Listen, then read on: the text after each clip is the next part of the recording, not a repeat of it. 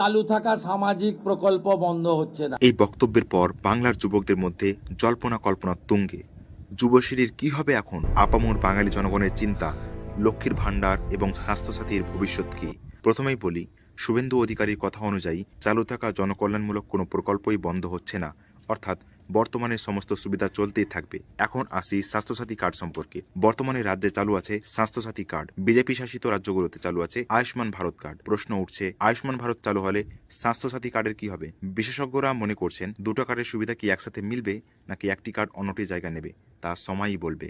তবে চিকিৎসা পরিষেবা বন্ধ হওয়ার কোনো সম্ভাবনা নেই। এবার বাংলার যুবকদের সবচেয়ে বড় কৌতূহল যুবশ্রী বা যুবসাথী নিয়ে।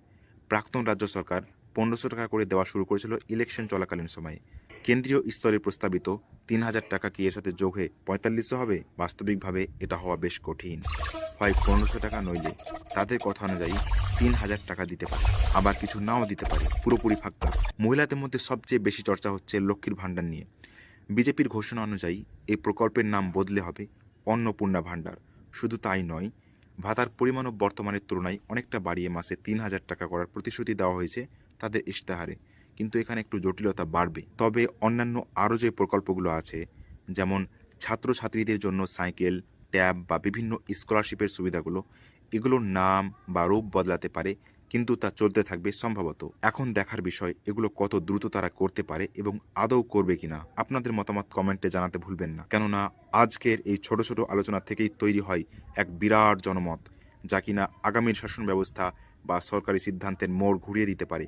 তাই চুপ না থেকে আপনার রায় জানান কমেন্টে। তো এই ছিল আজকের আলোচনা। যাই হোক, নির্বাচনী উত্তেজনা এখন অতীত। রাজ্য এখন নতুন শাসন ও নতুন মুখ্যমন্ত্রী পেয়েছে।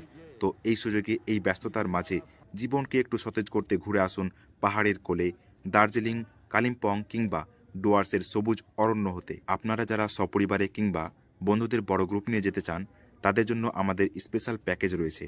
কিন্তু যারা একা যাচ্ছেন বা মাত্র দু একজন বন্ধু মিলে যেতে চাইছেন, তাদের জন্য আলাদা গাড়ি ভাড়া করা তো বেশ ব্যয়বহুল। তাই আপনাদের কথা ভেবেই ওজোমন্ডা নিয়ে এসেছে প্রতি সপ্তাহের শেষে বিশেষ উইকেন্ড গ্রুপ ট্যুর। তাই ফ্যামিলি হোক বা স্টুডেন্ট গ্রুপ অথবা একাকী পরিব্রাজক, নিশ্চিন্তে পাহাড় ভ্রমণের জন্য আজই বুকিং করুন। কল বা হোয়াটসঅ্যাপ করুন আমাদের এই নম্বরে 9907169401।